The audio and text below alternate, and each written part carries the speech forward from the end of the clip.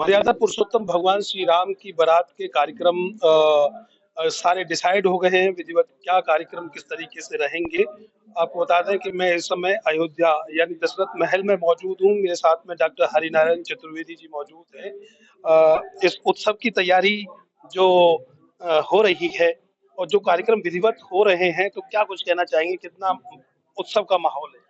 देखिए सबसे पहली बात ये कि उत्तर भारत का सर्वश्रेष्ठ जन ये महोत्सव होता है।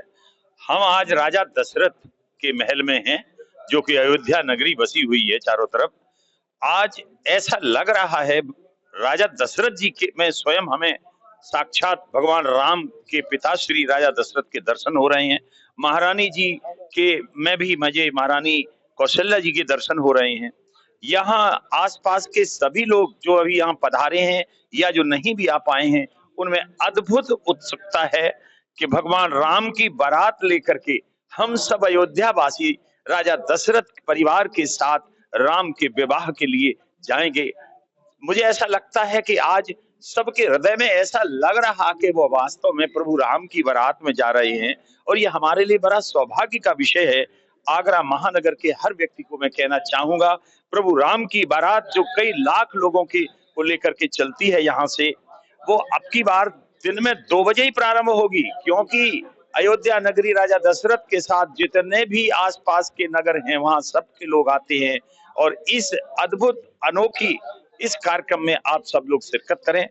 हमारा बहुत बहुत सौभाग्य है कि आज हम राजा दशरथ के घर बैठे हुए। डॉक्टर साहब, परंपराओं का किस तरीके से ध्यान रखा जाता है, क्योंकि परंपराएं जो हमारी सनातन की परंपराएं हैं, उसमें कहीं ना कहीं कोई कमी ना रह जाए, तो कैसे?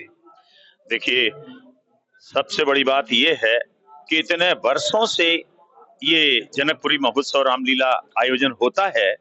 राजा दशरथ, महारानी कौशल्या या जनक जी, जिनका भी चयन होता है माता सुनैना का, वास्तव में उनके जीवन में साक्षात उस विभूति का आत्मसात होता है, उन्हीं का चयन होता है। और जब ऐसे व्यक्ति राजा दशरथ बनते हैं जिन पर भगवान की कृपा है, तो निश्चित रूप से उनके आसपास के लोग भी उसी परंपरा सनातनी विचारधारा को दिमाग में रखते हैं। और भगवान राम के प्रति अगाध आस्था है, वो पूरे विश्व के भगवान हैं।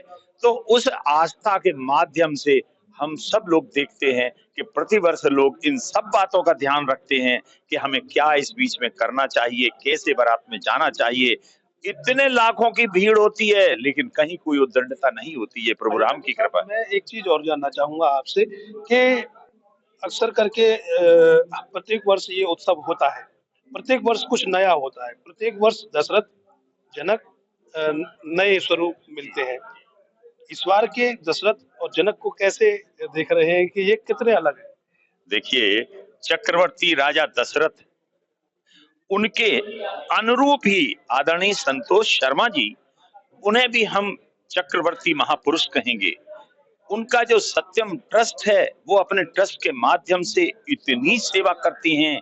चाहे सेवा का कार्य बीमारी हो, निर्धनता के कारण से किसी का विवाह ना हो रहा हो, और भी किसी भी प्रकार के समाज के किसी को दो, तो वो उसकी सेवा करते हैं।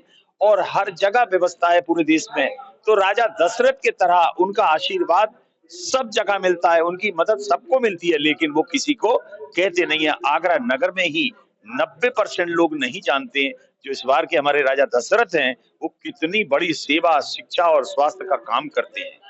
ये नेक कार्य कर रहे हैं, और राजा दशरथ का जो उनको इस बार स्वरूप निभाने के लिए रामलीला कमेटी ने दिया है, और बेहद अद्भुत पुरुष को इस बार चयन किया है दशरथ के रूप में, और राजा जनक के रूप में भी एक अच्छे व्यक्तित्व का चयन हुआ है।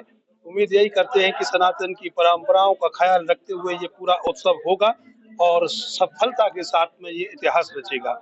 आगे भी नए विचारों के साथ फिर उपस्थित होंगे, तब तक मुझे दीजिए अनुमति। प्रणाम। जय श्री राम।